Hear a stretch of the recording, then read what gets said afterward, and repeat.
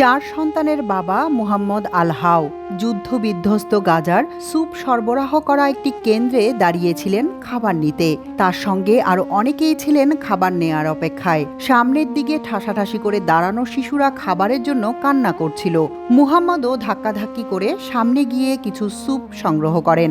এভাবেই প্রতিদিন মুহাম্মদ খাবার সংগ্রহ করেন যাতে তার সন্তানরা ক্ষুধায় না ভোগে।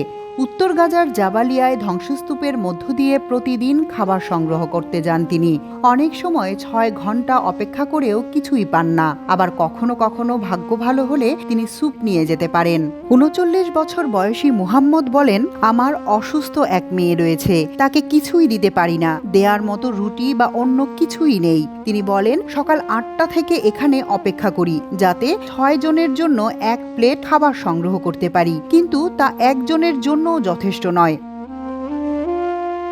গত মার্চ থেকেই গাজায় সর্বাত্মক অবরোধ আরোপ করেছে ইসরায়েল। এর অংশ হিসেবে যুদ্ধবিধ্বস্ত এই ভূখণ্ডে সব ধরনের ত্রাণ সরবরাহকারী বাহনের প্রবেশে বাধা দিয়ে আসছে ইসরায়েলি সেনারা। তবে ট্রাম্পের মধ্যপ্রাচ্য সফরের পর গাজায় মানবিক সহায়তা সরবরাহ চালুর সিদ্ধান্ত জানায় ইসরায়েল। গত সোমবার মানবিক সহায়তা নিয়ে কিছু ট্রাক গাজায় প্রবেশ করে। তবে মঙ্গলবার রাত পর্যন্ত কোনো ধরনের ত্রাণ বিতরণ হয়নি বলে জানায় জাতিসংঘ।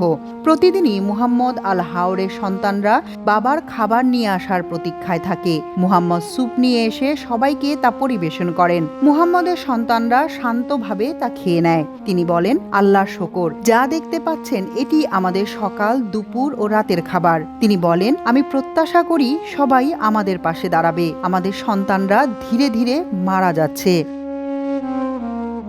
মাল্টিমিডিয়া ডেস্ক, আমার দেশ।